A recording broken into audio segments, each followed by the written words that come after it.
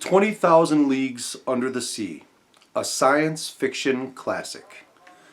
Now remember, fiction is fake. This is a made up story that has science in its background. It's a classic tale by an author named Jules Verne.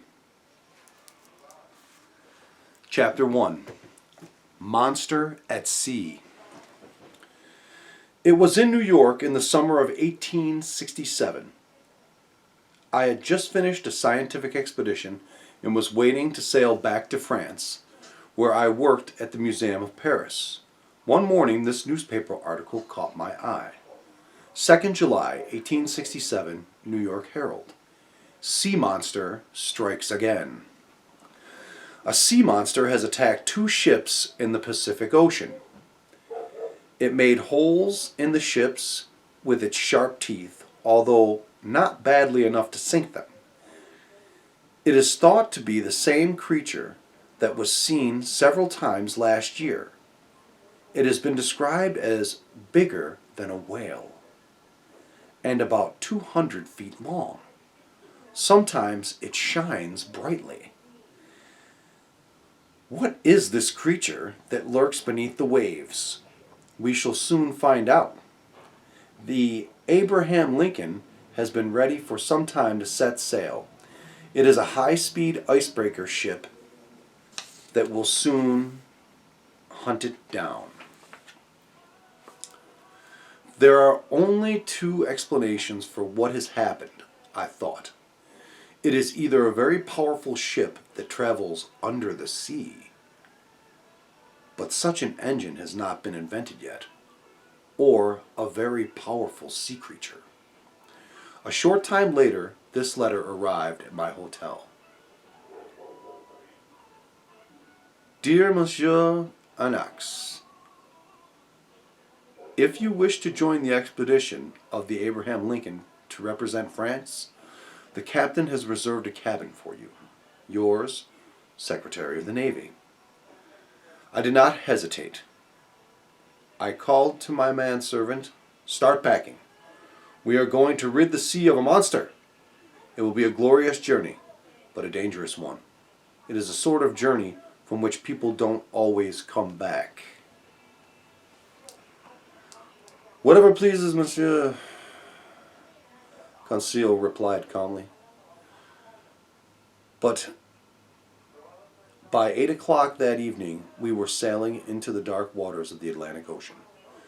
The ship had all the equipment needed for capturing a giant sea creature: harpoons, cannons, and other guns. But best of all, she carried Ned Land, a man with a reputation of being one of the best harpooners around. Ned Land was about 40 years old, a Canadian from Quebec, a town that still belonged to France. He looked serious and did not speak very much. He became angry very easily if somebody annoyed him. He took a liking to me because I was French.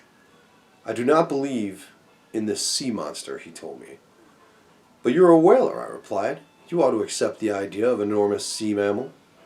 "That is exactly why I don't believe it," he replied. "I have hunted and harpooned many in my time, and none of them were powerful enough to have hold an iron ship. I suppose it could be a giant octopus. Have you thought of that?" "That is even less likely, Ned," I replied.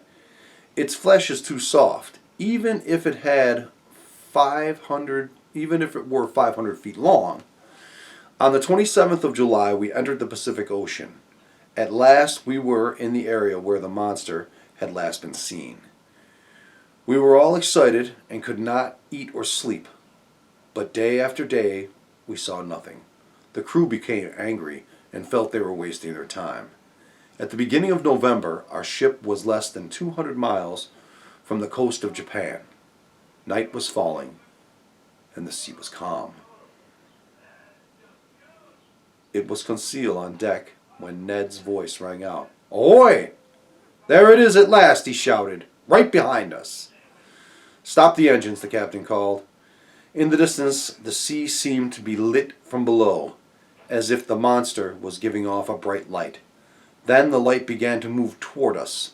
Our ship reversed and moved away, but the creature came toward us at a speed twice our own. It circled us, glowing brightly.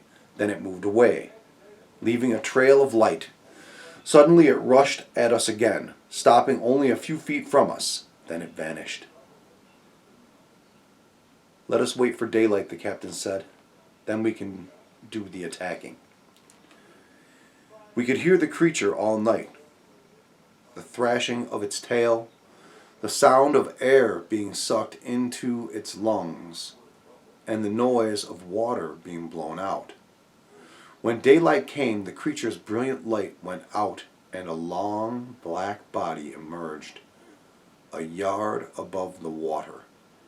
It seemed to be about 250 feet in length, and it shot water high into the air. "Full steam ahead," the captain shouted. A cheer from the crew filled the air as we went forward to do battle. But we could not catch up with the creature. What a chase! I trembled with the excitement every time it allowed us to come closer. Ned Land sat at the bow, harpoon ready in hand. The creature teased us all day. We never caught it, however fast we went, and it circled around us all the time. "Prepare to fire the cannon," the captain cried. At 8 o'clock that evening, the third cannonball hit its target, but it bounced off the creature's skin.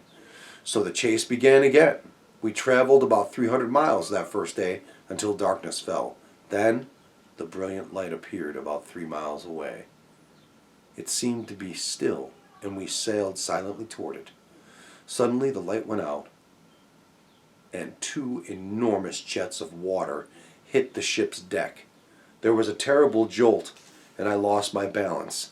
I fell over the rail and into the sea. End of chapter 1.